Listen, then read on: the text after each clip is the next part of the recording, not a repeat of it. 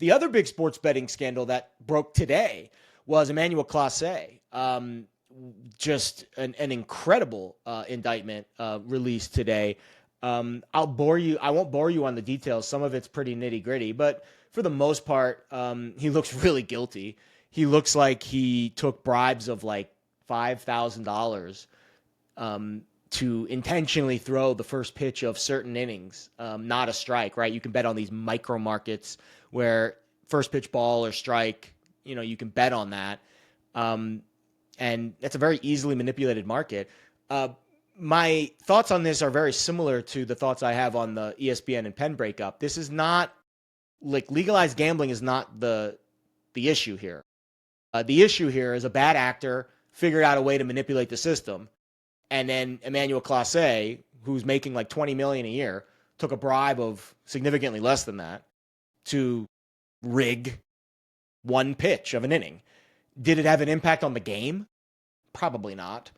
But you just can't have this stuff happening. Now, I kind of blame the sportsbooks, frankly, for this.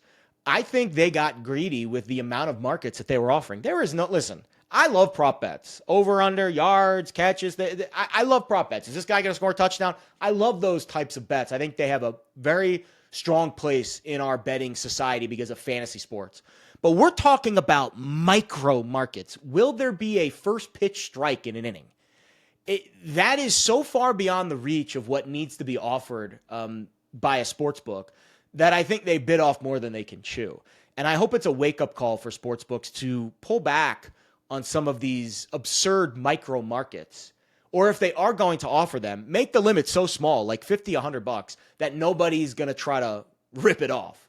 So I think as much as obviously the bad actors deserve to be brought to justice, and I'm, very much on that side of the argument, I don't want this to be if legalized gambling wasn't here, this wouldn't happen. Please go back and look at all the gambling scandals that have taken place in this country before legalized gambling was a thing.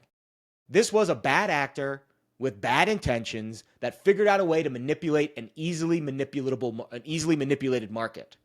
And he manipulated it, or she. I don't know, frankly, who they were just named as Better One and Better Two, or Better A and Better B.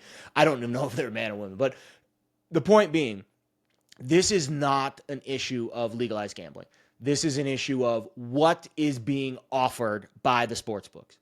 We need to do a better job of regulating the offerings. You don't need individual pitch markets. It's not necessary. We're way over our ski, right? We're overindulging in the sports betting world. Moderation is key. You can offer Emmanuel Clase props. You can offer baseball props, but offer the regular normal props, over under strikeouts, over under outs, walks, hits. You don't need individual pitches. These individual micro markets, if someone could find a way to manipulate them, they will, because bad actors do bad actor things. So a weird week in the gambling and America relationship. And I'm sure the national media will chime in. Hopefully I'll get to do some more ABC segments at some point next week if they keep having scandals like this. But interesting stuff. And I'm bearish on the sports gambling outlook in America in terms of what might be coming down the pipe. I think prediction markets are very fun. I think they're going to offer a nice changeup. I think they're the future, but I think there's going to be a lot of pushback and a lot of regulation. And I think the more scandals you see, it'll give the national media more of an opportunity, an opening for there to be lobbying against sports betting. Why? Because politics are politics, right? You've got two sides of the aisle. I don't understand why legalized gambling should even be talked about as a potential issue in this country. Every time someone dies or gets into an accident, commits bodily harm from a DUI, I don't hear the national media crying about eliminating booze. It's because we have freedom in this country. We also have responsibility and accountability, everything in moderation. You can drink, but if you drink over the limit and you drive, you're going to get arrested. You're going to hurt someone. And if you do, it's not the booze that's the blame. It's the person that is committing the act that is to blame here. So let's keep our eye on the ball. If the national media starts to spin these, gambling's to blame, just ignore it.